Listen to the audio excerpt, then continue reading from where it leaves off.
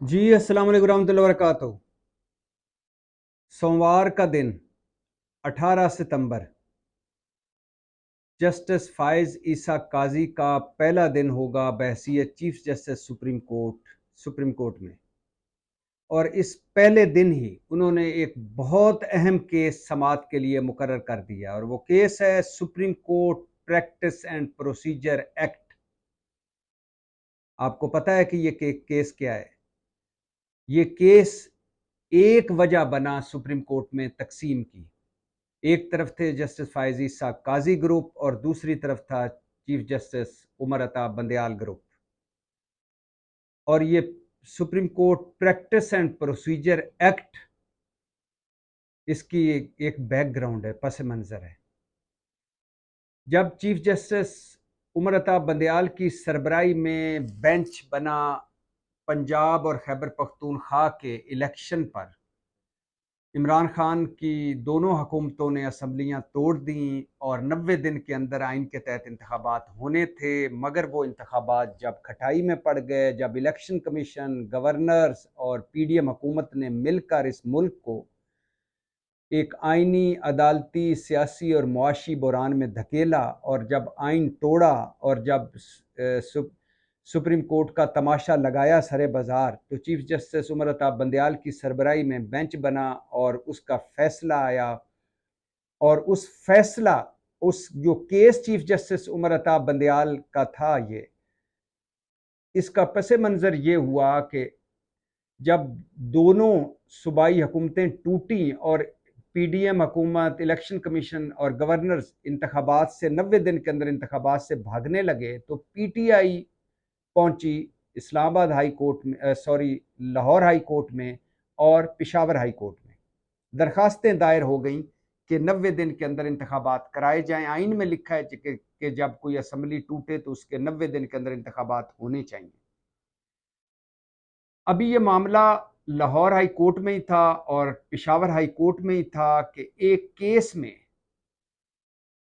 Case था CCPO Lahore का, डोगर साहब का केस था, डीआईजी डोगर का केस था। तो उसमें इलेक्शन का जिक्र आया, तो जस्टिस मुजाहिर अली अकबर नकवी और एक और जज साहब ने एक नोट लिखा और नोट भिजवाया चीफ जस्टिस उमर अता बंदयाल को कि चूंकि दो सूबों में इलेक्शन नहीं हो पा रहे, आइन की खिलाफ वर्जी हो रही है और लग ये रहा है कि इलेक्शन नहीं होंगे, लिहाजा आप इस पर अज खुद नोटिस लें अगर आप मुनासिब समझते हैं।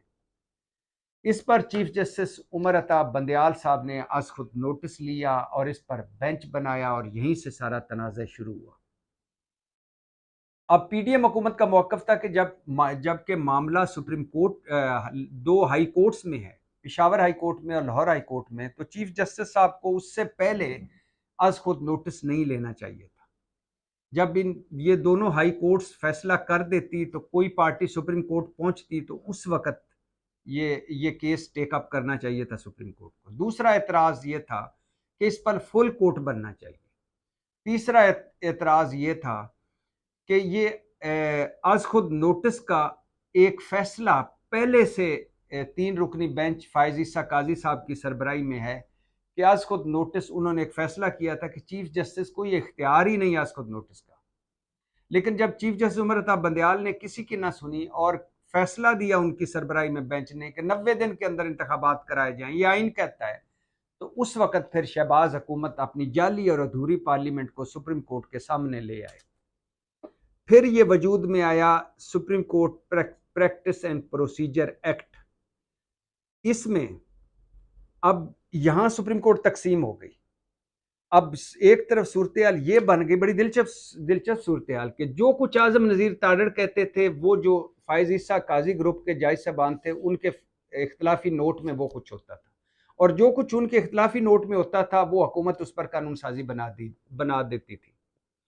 अब जस्टिस फायज ईसा काजी और उनके जो हम ख्याल जज साहबान हैं 6 के करीब, उनका ख्याल था कि आज खुद नोटिस का इख्तियार चीफ जस्टिस को नहीं होना चाहिए। और याद रहे कि आज खुद नोटिस क्यों याद आ गया इतनी शिद्दत के साथ, क्यों कानून साजी बनने लगी, क्योंकि आज खुद नोटिस पर ही ये केस सुप्रीम कोर्ट ने टेकअप किया था खैबर पख्तूनख्वा और पंजाब के इलेक्शन का।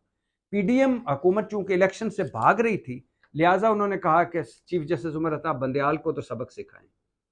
खुलेआम धमकियां दी गई, तज़ीकी मुहिम चलाई गई, किरदार कुशी की गई और साथ अधूरी और जाली पार्लियामेंट में एक बिल पास हुआ जिसका नाम था supreme court practice and procedure act, अदालती इस्लाहात वाला बिल।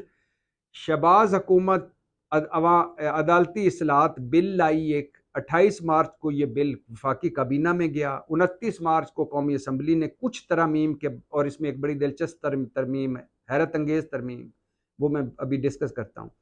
29 मार्च को कौमी असम्बली ने इसे मंजूर किया, 30 मार्च को सेनेट ने मंजूर किया। 30 मार्च को दोनों ऐवानों से मंजूर होने के बाद बिल सदर आरिफ अलवी को भिजवा दिया गया मंजूरी के लिए। ज़ाहिर है वो दस्तखत करते तो उसके बाद ये बिल कानून बन जाता, लेकिन सदर आरिफ अलवी ने बिल वापस भिजवा दिया ये कहकर कि बिल कानूनी तौर पर मसनूई है, नाकाफ़ी है, नामुकम्मल है, इसे अदालत में चैलेंज किया जा सकता है, लिहाजा इस पर दोबारा गौर किया जाए। सदर ने यह बिल वापस भिजवाया तो शहबाज हुकूमत ने फ़ौरन मुश्तरका इजलास बुलाया। 10 अप्रैल को पार्लियामेंट का मुश्तरका इजलास हुआ और उसमें दोबारा मंजूर हो गया।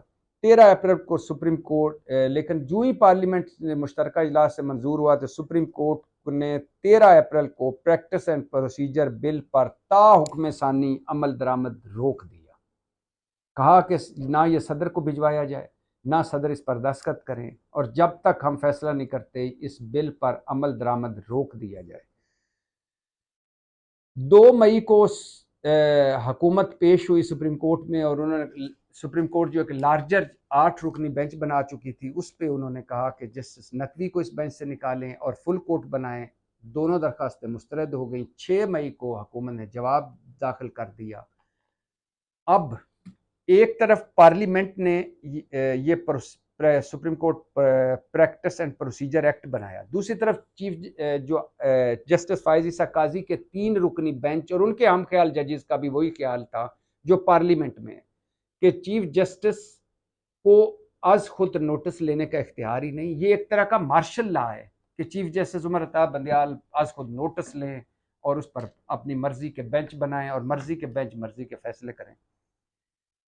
तो अब जबकि फायज ईसा काजी चीफ जस्टिस बन चुके हैं और वो पहला दिन होगा उनका सोमवार वाले दिन 18 सितंबर को बहसीत सुप्रीम कोर्ट चीफ जस्टिस से, और उन्होंने ये अपना पहला केस ही ये मुकर्रर किया है। अब इस केस की दिलचस्पी क्यों है कि जिस पर मैंने आपके सामने इतनी मगजमारी की है, एक तो ये बताना कि ये जो supreme court practice and procedure act है, ये 3 नुकात हैं इसमें अहम।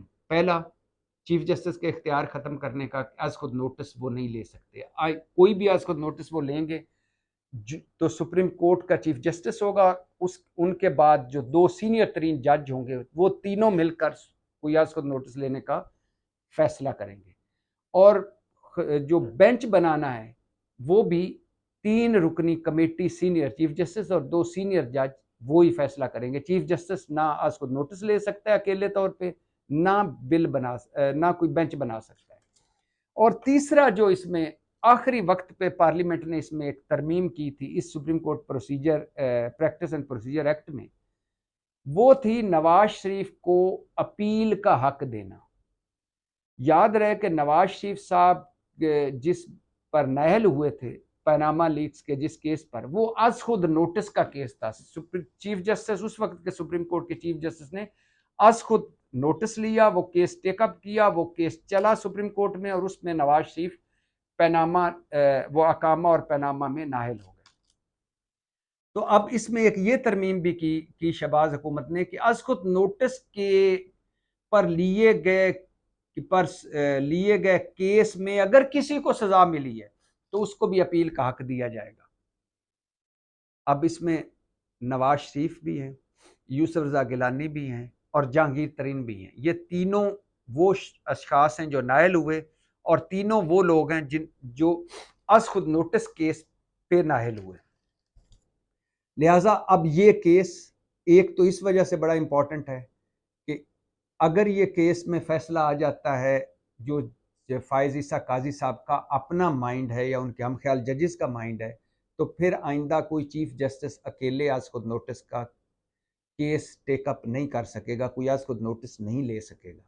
दूसरा, चीफ जस्टिस अकेले कोई बेंच नहीं बना सकेगा। तीसरा, नवाज शरीफ और जहांगीर तरीन को अपील का हक मिल जाएगा नाअहली के खिलाफ। यूसुफ रज़ा गिलानी तो अपनी नाअहली की मुद्दत पूरी कर चुके हैं, और वैसे अब 5 साल नाअहली की मुद्दत का कानून भी हो गया है, तो नवाज शरीफ की भी पूरी हो गई, जहांगीर तरीन की भी, लेकिन उनको अपील का हक मिल जाएगा। और चौथा, अगर ये supreme court practice and procedure act के तहत फायज ईसा काजी साहब वो स्टे ख़त्म कर देते हैं, हुक्म इम्तनाई ख़त्म कर देते हैं, फुल कोर्ट बनाकर चीफ जस्टिस उमर अता बंदयाल के बेंच का फैसला ख़त्म कर देते हैं, तो फिर चीफ जस्टिस उमर अता बंदयाल के बहुत सारे फैसले जो उन्होंने आज खुद नोटिस पर लिए थे, केस आज खुद नोटिस लेकर केस सुनकर फैसले दिए थे, वो सारे ख़त्म हो जाएंगे। और इसमें नैब तरमीम भी ख़त्म होती नज़र आएंगी, जो वो कालअदम करार दे गए हैं, हो सकता है कि ये भी ख़त्म हो जाएं। इलेक्शन के सारे फैसले ख़त्म हो जाएं, 2 सूबों के इलेक्शन 90 दिन के अंदर कराओ, वो ख़त्म हो जाएं, तो ये हो बहुत सारे केसों पर इसका असर होगा। याद रहे, फिर एक मैं रिपीट करता हूँ, जस्टिस फाइज ईसा काजी का ख्याल है कि चीफ जस्टिस को आज खुद नोटिस लेने का इख्तियार नहीं होना चाहिए, अकेले चीफ जस्टिस को खसूसी बेंच बनाने का इख्तियार नहीं होना चाहिए। और उसमें शहबाज हुकूमत ने एक तरमीम ये डाली है कि नवाज शरीफ को अपील का हक मिलना चाहिए, जहांगीर तरीन को, और आज खुद नोटिस पर अगर ये चीफ जस्टिस फायज ईसा काजी बनने के बाद, चीफ जस्टिस बनने के बाद, अगर ये अपनी मर्जी यानी उनके ख्याल के मुताबिक का फैसला आ जाता है, तो फिर चीफ जस्टिस उमर अता बंदयाल के बहुत सारे फैसले ख़त्म हो जाएंगे, क्योंकि वो सारे फैसले उस वक़्त उन्होंने केस टेकअप करके लिया, उसको नोटिस लेकर लिए, जबकि पार्लियामेंट ये कानून बना चुकी थी और फायज ईसा काजी की सरबराही में 3 रुकनी बेंच कह चुका था कि जब तक supreme court practice and procedure act का फैसला नहीं होता, कोई चीफ जस्टिस बेंच ना बनाए और कोई बेंच बनाकर उसका फैसला ना करें। तो लिहाजा जो भी चीफ जस्टिस उमर अता बंदयाल ने आज खुद नोटिस के केस सुने, फैसला दिया, और जो उन्होंने खुद अकेले बेंच बनाया और उस बेंच ने जो फैसला दिया, वो सारा खत्म हो जाएगा। और इसमें दुख की बात यह है कि नैब तरमीम वाला जो चीफ जस्टिस उमर अता बंदयाल ने नैब तरमीम कालअदम करार दी 3 रुकनी बेंच ने अक्सरियत से 2-1 से, ये भी उड़ जाएगा और फिर से दोबारा रिव्यू पिटीशन जाएगी, फिर से ये सारे केस चलेंगे। तो लिहाजा पहला दिन चीफ जस्टिस फायज ईसा काजी का, पहला case supreme court practice and procedure act बहुत अहम होगा। पाकिस्तान जिंदाबाद।